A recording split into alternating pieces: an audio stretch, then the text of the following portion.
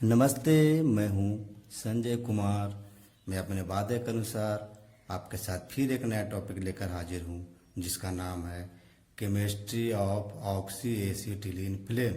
इसका मतलब होता है ऑक्सी एसिटिलीन ज्वाला की रासायनिक अभिक्रिया। आज के सेशन में मैं आपको ज्वाला की परिभाषा के बारे में कुछ जानकारी दूंगा। गैसों की दहन में रासायनिक अभिक्रिया के बारे में जानकारी दिया जाएगा।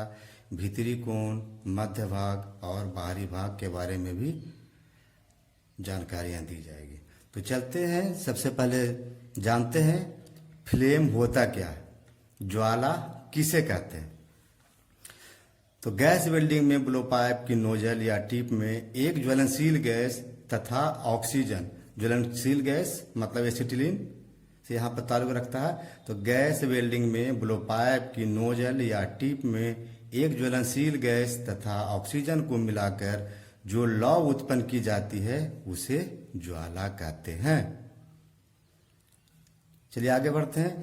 पूर्ण जल दहन के लिए एक आयतन एसिटिलीन हेतु 2.5 आयतन ऑक्सीजन गैस की आवश्यकता होती है। मतलब पूरा अच्छा ज्वाला बनने के लिए, अच्छा ताप पाने के लिए हमें एक आयतन के साथ 2.5 आयतन ऑक्सीजन अगर प्राप्त होगा तो ज्वाला अच्छा बनेगा, तापमान अच्छा प्राप्त होगा। तो इसके बाद हम लोग चलते हैं, सब जानते हैं ज्वाला का में कितने भाग होते हैं और कौन कौन से होते हैं, उसका तापमान कितना होता है। ठीक है। तो main parts of oxy acetylene flame. तो ऑक्सी एसिटिलीन फ्लेम में 3 भाग होते हैं, जो आप ये फिगर में आप देख पा रहे हैं। तो ये है ब्लो पाइप का टिप, ये है भीतरी कोण जिसे इनर कोण भी कहा जाता है, ये है एसिटिलीन फीडर जिसे मध्य भाग, और ये आउटर एनवेलप है। ठीक है। तो भीतरी कोण वह भाग है जहां ऑक्सीजन तथा एसिटिलीन का मिश्रण ब्लो पाइप की टिप से बाहर आता है। मतलब यहां तक एसिटिलीन, यहां तक तो ब्लो पाइप का टिप है, यहां से दोनों मिलकर बाहर आता है, यहीं पर तो यहां से जलना शुरू होता है। तो वह भाग है जहां ऑक्सीजन तथा एसिटिलीन का मिश्रण ब्लो पाइप की टिप से बाहर आता है। यह ज्वाला का चमकदार हिस्सा होता है। इसका रंग हल्का नीला होता है। इसका तापमान 2760 डिग्री सेंटीग्रेड से 3480 डिग्री सेंटीग्रेड या 5000 डिग्री फ़ारेनहाइट से 6300 डिग्री फ़ारेनहाइट तक होता है। इसका रंग हल्का ब्लूइश होता है, नीला, हल्का नीला और चमकदार होता है। दूसरा है मध्य भाग। जो मध्य भाग ये आप फिगर में देख पा रहे हैं, यह ज्वाला का मध्य भाग है। इसका रंग सफेद होता है। इसमें एसिटिलीन गैस जलने की प्रक्रिया होती है। एसिटिलीन गैस यहीं पर जलता है।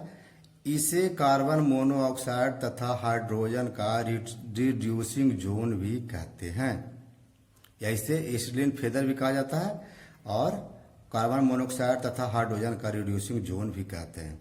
इसका तापमान 2090 डिग्री सेंटीग्रेड से 3480 डिग्री सेंटीग्रेड तक होता है। मतलब मध्य भाग हुआ, यहाँ पर तो 3480 डिग्री सेंटीग्रेड हुआ। यहाँ से जैसे आगे बढ़ेंगे तो धीरे धीरे तापमान कमते जाएगा।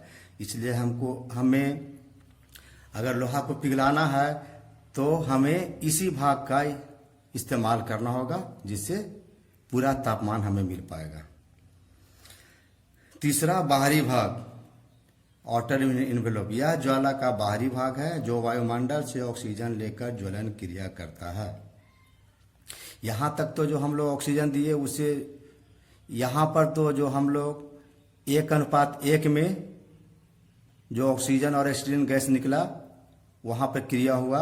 उसके बाद जो अभिक्रिया होती है उसके बारे में बताया जा रहा है। हाँ, यहाँ पर ऑक्सीजन, यहाँ के बाद जो कार्बन मोनोऑक्साइड बनता है उससे और हाइड्रोजन का क्रिया होता है। इसके बाद जो क्रिया होता है वो होता है वायुमंडल से ऑक्सीजन लेकर के अपने आप वो क्रिया करता है, जिसका तापमान इधर बहुत ही कम होता है, धीरे धीरे कमते जाता है। तो बाहरी भाग, यह ज्वाला का बाहरी भाग है जो वायुमंडल से ऑक्सीजन लेकर ज्वलन क्रिया करता है। इस भाग का तापमान 1260 डिग्री सेंटीग्रेड से 2100 डिग्री सेंटीग्रेड तक होता है। चलिए आगे बढ़ते हैं। गैसों की दहन में रासायनिक अभिक्रिया। ये अभिक्रिया होता कैसे है, इसके बारे में जानते हैं। गैसों की दहन की क्रिया 2 चरणों में पूर्ण होते हैं, जो अभी थोड़ा सा पहले भी आपको कुछ जानकारी मिली है। तो पहला है प्राथमिक दहन। पहले चरण में भीतरी कोण में दहन होता है। ये समीकरण देख सकते हैं, C2H2 plus O2 is equal to 2CO plus H2। सबसे पहले हम लोग जो ब्लो पाइप से हम लोग का गैस निकलता है वो एसिटिलीन और ऑक्सीजन निकलता है। इसके दहन के फलस्वरूप हमें 2 भाग कार्बन मोनोऑक्साइड और 1 भाग हाइड्रोजन प्राप्त होता है। मतलब यहाँ पर जो दहन हुआ उसमें 1 भाग एसिटिलीन और 1 भाग ऑक्सीजन का दहन हुआ।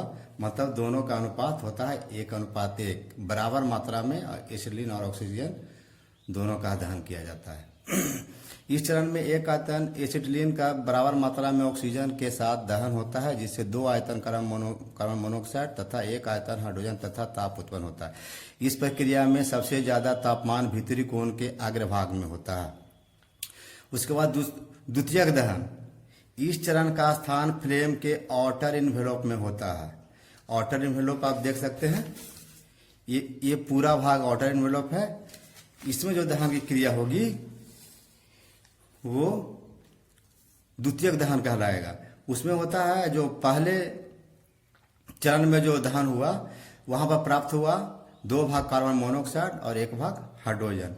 ये दोनों मिलकर भी अभिक्रिया करता है और इसके साथ 1.5 भाग ऑक्सीजन मिलकर के अभिक्रिया करता है, जिससे 2 भाग कार्बन डाइऑक्साइड प्लस जल वाष्प प्राप्त होता है।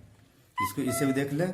यह प्रक्रिया प्राथमिक चरण से उत्पन्न 2 आयतन कार्बन मोनोऑक्साइड तथा 1 आयतन हाइड्रोजन के साथ वातावरण के 1.5 आयतन ऑक्सीजन के साथ जलने से होता है, जिसके फलस्वरूप 2 आयतन कार्बन डाइऑक्साइड और 1 आयतन जल वाष्प प्राप्त होता है। अब ये दोनों समीकरण को अगर मिलाएंगे तो हमें प्राप्त होगा C2H2 plus 2/2 O2 is equal to 2CO2 plus H2O plus heat. जैसा पहले बताया गया था कि एसिटिलीन पूर्ण दहन के लिए 1 भाग एसिटिलीन के साथ 2.5 भाग ऑक्सीजन का दहन होगा, तभी ज़्यादा अच्छा हीट प्राप्त होगा। आप समझ चुके होंगे। तो अगर थोड़ी जानकारी में कमी रह गई होगी या फिर आप लोगों को अगर लिखने की आवश्यकता होगी तो इसके लिए मैं डिस्क्रिप्शन में इसका PDF भी डाल दूंगा। धन्यवाद।